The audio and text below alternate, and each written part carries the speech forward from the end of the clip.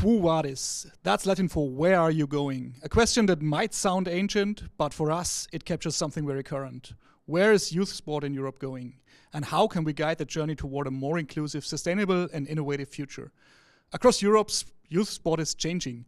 Local clubs, once centered on competition and tradition, are now expected to respond to far broader needs, from social inclusion and mental health to environmental awareness and digital transformation. Sport today is no longer just a game or a weekend activity. It has become a space where young people learn, connect and grow as athletes, as citizens and as individuals. That's the idea behind Quo Vadis, Youth Work and Sport in Europe, a project coordinated by Idealista in Germany, together with partners from Norway, Austria, Hungary and Germany, and supported by the Erasmus Programme of the European Union.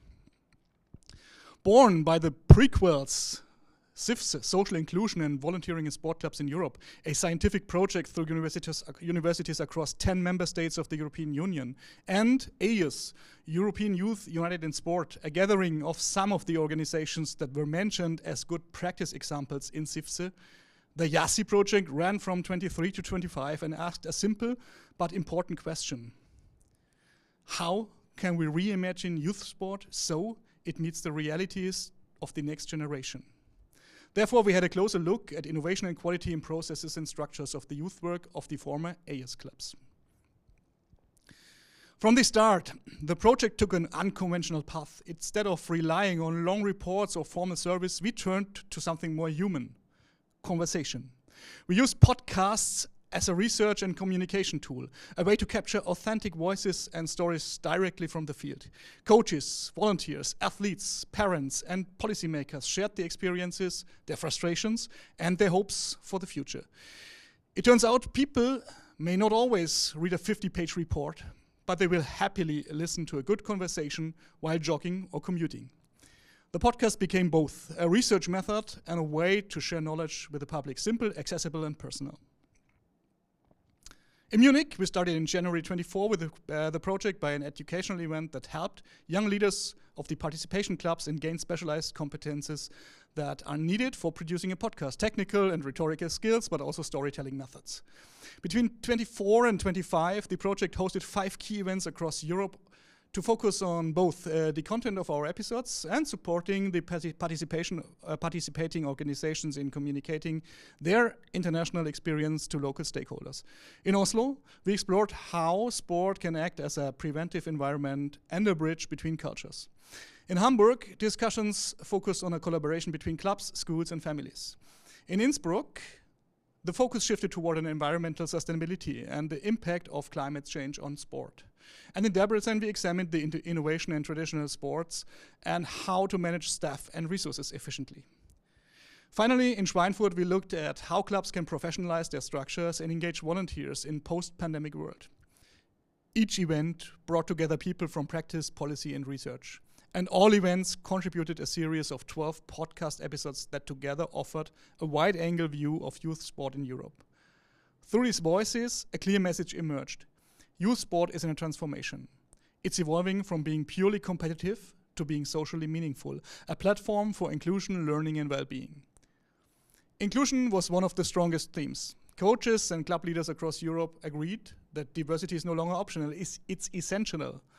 Accessible membership fees, gender equality, and opportunities for young migrants and refugees are now part of what makes sport sustainable. Another major theme was health and prevention. Many interviewees described sport as a preventive ecosystem, a space that helps young people stay active, grounded, and connected. The project also highlighted the growing importance of environmental sustainability. In places like Innsbruck, clubs are rethinking everything from energy-efficient facilities to sustainable equipment and travel.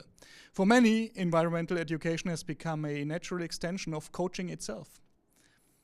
Integrity and governance were another focal point. Participants agreed that transparency, accountability, and ethical management are the foundations of trust in sport. Good governance may not sound glamorous, but without it, even the best project risk losing credibility. And integrity, of course, isn't only about anti-doping or corruption at elite levels. It begins in youth clubs, where the values of fairness and respect first take root. The conversations also revealed a strong drive for innovation and digital transformation. Coaches are using digital tools to make training more engaging, from gamified exercises and mobile apps to online events that connect young athletes across borders. Even the podcast itself became an example of how communication and education can merge to create new ways of learning and sharing ideas. Employment, education, and coaching quality formed another key layer. Youth sport, we learned, is also a training ground for life skills, teamwork, leadership, communication. These are the skills that help young people build their futures beyond sport. But to make that possible, we need more recognition, professional support, and flexible systems that allowed athletes to balance education, career, and participation in sport. Finally, one of the most inspiring insights was about civic engagement. Sport creates a space where people from different backgrounds can meet, cooperate, and find common ground. In that sense, a sport club can be seen as a small version of democracy, where values like participation, respect, and fairness are practiced, not preached. Taken together, these findings point to a simple but powerful conclusion. The future of youth sport depends on collaboration. No single club, school, or institution can tackle all these challenges alone. Progress requires partnerships between sport organizations, educators, municipalities, health services, and private sponsors. When these sectors work together, sport becomes more than recreation. It becomes a social platform for innovation and inclusion. So where are we going? The answer emerging from the Quo Vadis project is clear. We are moving toward a future where sport is not only about performance, but also about participation. A future where technology and sustainability complement a human connection. And a future where sport is recognized as a vital part of Europe's social fabric. A place where young people learn not just to compete, but to cooperate, to lead, and to belong. The project confirms something simple yet profound. Real innovation begins with the dialogue. When people from different countries, professions, and perspectives listen to one another, new ideas take shape. Ideas can change not only how we play, but how we live together. Quo Vadis youth work and sport in Europe stands as both a question and a direction, a reminder that the future of sport will be written not just in medals and results, but in the values we nurture and the communities we build. And finally, feel free to listen to our results. Tune in.